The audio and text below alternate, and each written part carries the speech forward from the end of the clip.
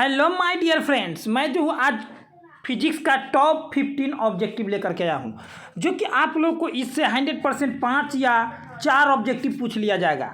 तो चलिए फटाफट हम लोग स्टार्ट कर देते हैं। तो यहाँ पर आप लोग देख रहे होंगे 1 नंबर ऑब्जेक्टिव क्या कह रहा है। तो ध्यान से देखिएगा, एक चालक खोखले गोले के केंद्र पर आवेश Q है। चालक पर नेट आवेश शून्य है। नेट आवेश क्या है? तो शून्य है। तो चालक के केंद्र से क्षेत्र रेखाएं क्या हो जाएगी? तो जब भी नेट आवेश शून्य होगा, चालक के केंद्र पर आवेश होगा तो ठीक है, जैसे मान लीजिए कि गोलीय चालक है, इसका केंद्र यहाँ हो गया ना, तो यहाँ पर Q आवेश यहाँ पर है। तो जब भी यहाँ पर आवेश नेट आवेश अगर शून्य होगा, नेट आवेश का मान शून्य होगा, तब उस चालक के केंद्र से क्षेत्र रेखाएं क्या होगा?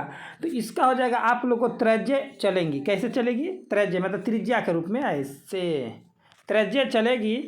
और क्या करें, चालक में शून्य होगी और बाहर त्रिज्या चलेगी। ठीक है, त्रिज्या चलेंगी शून्य, मतलब चालक में शून्य होंगी एवं बाहर त्रिज्या चलेंगी, यानी कि समझ गए होंगे आप लोग। चलिए मेरे भाई आगे की ओर हम लोग बढ़ते हैं। 2 नंबर में क्या कह रहा है? त्रिज्या 1 सेंटीमीटर के दो चालक गोले 1 मीटर से वियुक्त है। दोनों पर समान आवेश 1 mc दिया गया है। ठीक है, एक गोले का विभव V0 है, अनंत पर विभव शून्य है। ठीक है, तो दूसरे गोले का विभव क्या हो जाएगा? तो दूसरे गोले का विभव क्या हो जाएगा? तो भैया एक के जब शून्य है और दोनों के मान उतने हैं तो उतना ही हो जाएगा, शून्य ही हो जाएगा, सीधी सी बात है। चलिए आगे की ओर हम लोग बढ़ते हैं। प्रभावी धारिता 5 माइक्रोफैराड को प्राप्त करने के लिए 2 माइक्रोफैराड के कम से कम कितने संधारित्र आवश्यकता होगी? तो 5 माइक्रोफैराड मतलब प्राप्त करने के 2 माइक्रोफैराड वाला जो है कितना मतलब धारिता की आवश्यकता होगी? ठीक है, कम से कम कितना धारिता का आवश्यकता होगी? सो पूछ दिया तो 4।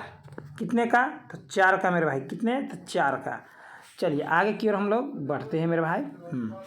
आगे की ओर हम लोग बढ़ते हैं। तो आगे क्या कह रहा है मेरे भाई? कह रहा है, ध्यान से देखिए कि आवेशित गोलीय चालक के अंदर विद्युत क्षेत्र होता है। तो क्या होता है?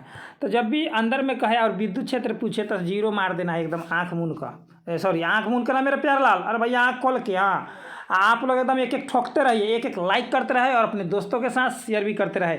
100% यही सब ऑब्जेक्टिव आप लोगों को क्लास 12th में पूछ लिया जाता है। यदि विश्वास न हो तो आप लोग क्वेश्चन बैंक उघाड़ कर देख लीजिए।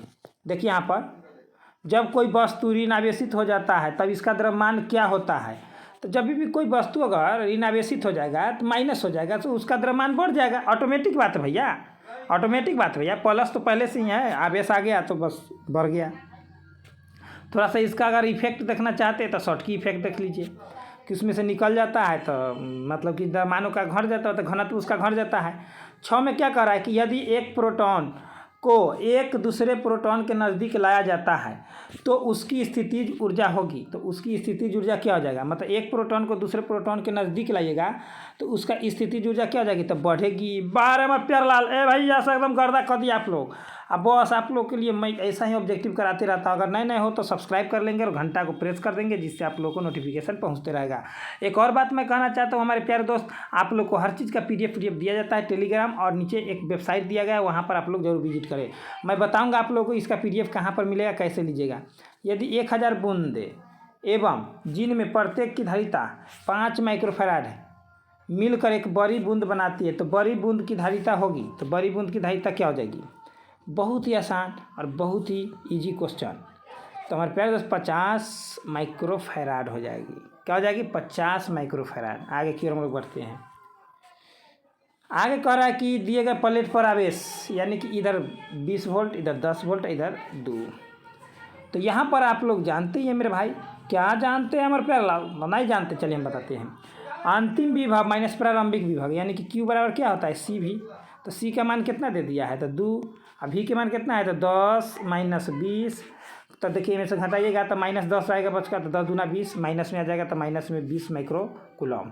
वाह वाह, अरे हमारे प्यारे लाल, अरे आप लोग तो धुएँ छोड़ा दिए। क्या बात है, आप लोग ऐसे ही धुआं छोड़ाते रहिए। अब की बार 95 पार। आगे देखिए, A तथा B बिंदुओं के बीच समतुल्य धारिता है। समतुल्य धारिता क्या है, तो ये सब न्यूमेरिकल जितना भी मैं बता रहा हूँ ना, सभी चीज़ का न्यूमेरिकल जो है प्ले लिस्ट पर डाल दिया गया है और डिस्क्रिप्शन में भी मैं न्यूमेरिकल का दे दिया हूँ। 5 नंबर और 2 नंबर में और ऑब्जेक्टिव में जितना पूछता है आप लोग को न्यूमेरिकल, सभी न्यूमेरिकल उसमें मैं बना चुका हूँ, ठीक है, ऑल टू ऑल। तो इसका तो आप लोग एक बार जान लीजिए कि इसका करेक्ट आंसर क्या हो जाएगा 100। आप लोग यहाँ पर इसका डिटेल करने में नहीं बनेगा, ठीक है। तो 5/4 माइक्रोफैराड, ठीक है। चलिए आगे की ओर हम लोग बढ़ते हैं। तो हमारे प्यारे दोस्त, अभी मोस्ट इम्पोर्टेंट अभी क्वेश्चन जो है पूरा 15 में लाया हूँ, पूरा 15 में कराऊंगा आप लोगों को।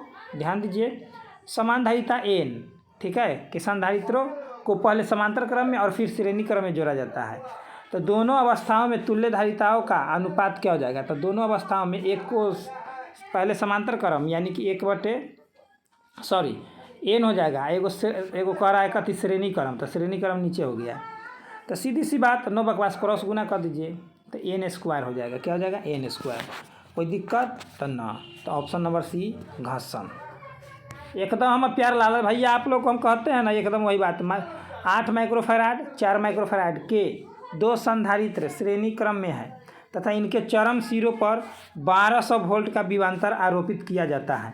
तो 8 माइक्रोफैराड वाले संधारित्र पर विभवांतर है, तो क्या हो जाएगा, जल्दी जल्दी फटाफट, एकदम करेक्ट, एकदम बार हमारे प्यार लाल साहब, क्या बात है, क्या बात है। हाँ, तो वहाँ पर यहाँ पर 400 वोल्ट हो जाएगा। क्वेश्चन आप लोग को वहाँ पर 2 माइक्रोफैराड का पूछेगा तो 800 हो जाएगा, ठीक है। 2 कहेगा तो 800, 4 कहेगा तो 400। चलिए आगे की ओर। आगे क्या कर रहा है कि एक समांतर प्लेट संधारित्र की परावैद्युत स्थिरांक 2 के तल में डूबा है, यानी कि ठीक है, डुबा दिया जाता है। अचर आवेश की स्थिति में दोनों प्लेटों के बीच की किसी बिंदु पर विद्युतीय क्षेत्र क्या हो जाएगा। तो यहाँ पर सिंपल सी बात मैं जो लॉजिक में बताऊंगा उसको याद रखिएगा। मतलब यहाँ पर दूसरा तल में रखा गया है, तो 1/2 के गुणक से घटती है, ठीक है, 1/2 के गुणक से घटती है। चलिए आगे की ओर। 13 में समान लंबाई और 10 ओम के समान प्रतिरोध वाले 4 तार वर्गाकार आकृति में जुड़े हैं, ठीक है। 10 ओम प्रतिरोध के ऐसे है, मतलब वर्गाकार है, मतलब सभी एक समान है, सभी का ये भी 10, ये भी 10, ये भी 10, ये भी 10, यानी कि सभी चीज़ इसमें 10-10 है। तो वर्ग के 2 विपरीत कोनों के बीच की तुल्य प्रतिरोध क्या हो जाएगा। तो 2 कोनों के बीच के तुल्य प्रतिरोध कितना हो जाएगा, हमारे प्यार लाल तो नहीं जानते, तो हम जानाएंगे। अरे ताक दिनादिन ताक दिनादिन, एकदम प्यार लाल, एकदम 10। कहिए कैसे सर जी, तो देखिए यहाँ पर सब तो 10 ना है, ऐसे कीजिएगा ना, तो लंब हो गया, ये कर्ण निकालिएगा, यह है। तो क्या करिएगा ना, कर्ण बराबर क्या होता है, लंब के स्क्वायर, तो 10 के स्क्वायर आप प्लस, ठीक है, फिर 10 के स्क्वायर कीजिएगा ना, इसी ना कीजिएगा। हाँ प्यार लाल, तो 100 प्लस में 100, ऐसे कर। एक मिनट काम घोंच हो गया, कम्मा घोंच हो ही गया। 2 कोनों के बीच के, ओहो, 2 कोनों के बीच के तुल्य प्रतिरोध कर रहा है ना। तो 2 कोनों के बीच के तुल्य प्रतिरोध, मतलब यहाँ के कोण और यहाँ के कोण के बीच के तुल्य प्रतिरोध 10 होगा, क्योंकि सब 10-10 पर, मतलब कि डिस्टेंस, सोशल डिस्टेंस पर उकल है। आगे देखिए मेरे भाई, आगे की ओर। 14 में क्या करें, एक प्रतिरोधक का प्रतिरोध R है, यह चर R प्रतिरोध के श्रेणी क्रम में तथा एक सेल EMF जाई हम कहते हैं, इनके RA लगा है। आरंभ में दोनों प्रतिरोध तुल्य है, तो चर प्रतिरोध का मान एक समान दर से कम किया जाता है, तो परिपथ की धारा क्या हो जाएगी। तो परिपथ की धारा क्या हो जाएगी, हम प्यार लाल नहीं जानते। बढ़ते बढ़ते एक अचर मान को प्राप्त हो जाएगी, चलिए अब लास्ट नंबर ऑब्जेक्टिव है, इसके बाद मैं बताऊंगा आप लोगों को कहाँ पर जाना है, जो हर चीज़ आप लोगों को मिल जाएगा, ठीक है। वहाँ पर हर चीज़ प्रोवाइड कराया गया है। जब किसी धातु प्रतिरोध का ताप बढ़ाया जाता है तो उसकी चालकता एवं प्रतिरोधकता के गुणनफल क्या होता है। तो प्रतिरोधकता एवं चालकता के गुणनफल पर क्या होता है, तो वो जो है अपरिवर्तित रहेगा, ठीक है।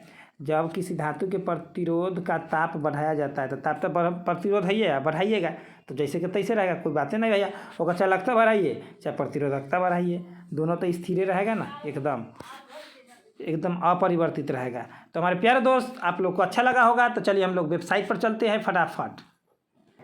तो यहाँ पर गूगल पर आना है और गूगल पर सर्च करना है, study syllabus Parveen Kumar .com मारिएगा इस पर, ठीक है। जैसे ही study/parveen kumar.com मारिएगा गूगल पर सर्च, वैसे ही ऊपर में आ जाएगा, होम पेज पर मारिएगा, ठीक है। उसके बाद आप लोग आइएगा क्लास 12 ISC में, यहाँ पर आप लोग को हर चीज़ दे दिया गया है, ठीक है। देखिए यहाँ पर मॉडल पेपर, फिजिक्स, केमिस्ट्री और हिंदी, ठीक है, सभी चीज़ का दिया चैप्टर वाइज, यहाँ पर 3 चैप्टर तक करा दिया गया है इसमें केमिस्ट्री का, ठीक है। और यहाँ पर आप लोग अगर खोल करके देखते हैं तो मोस्ट इम्पोर्टेंट यहाँ पर हिंदी का प्रोवाइड कराया गया है। देखिए यहाँ पर इसमें और क्वेश्चन कराना है, उसके ये हुआ सो हुआ, आप लोग को यहाँ पर हर चीज़ मिल जाएगा ना, बढ़िया तरीक़ा से यहाँ पर दिया गया है। देखिए यहाँ पर कब पूछा गया है, कौन सा क्वेश्चन, सभी चीज़ यहाँ पर दिया गया है। देखिए कब पूछा गया, कौन सा क्वेश्चन, सभी चीज़ यहाँ पर प्रोवाइड करा दिया गया है। हाँ मेरे भाई, अगर आप लोग नए नए हो तो जरूर सब्सक्राइब कर लें और बेल आइकन को प्रेस कर लें, और स्टडी सिलेबस परवीन कुमार, कभी भी कोई नया चीज़ लेना है तो न्यू अपडेट पर आकर के आप लोग प्राप्त कर सकते हैं। तो न्यू अपडेट पर जो भी है PDF के साथ मिलेगा आप लोगों को। तो हमारे प्यारे दोस्त, आप लोग एक शेयर करें और एक लाइक करें, अपने दोस्तों के साथ जितना हो सके उतना जोड़ें। टेलीग्राम दे दिया गया है, और आप लोग को पढ़ने का रूटीन भी नीचे डिस्क्रिप्शन में दे दिया गया है। रूटीन तो आप लोग एक बार ज़रूर देखेंगे, ठीक है। तो चलिए हमारे प्यारे दोस्त, इतना ही पर best of luck my dear friends, फिर मिलते हैं हमारे अगले वीडियो के साथ। ऐसा ही ऑब्जेक्टिव मैं लाते रहता हूँ 100% जो एग्जाम हॉल में पूछता है। तो चलिए इतना ही पर, जय हिंद जय भारत।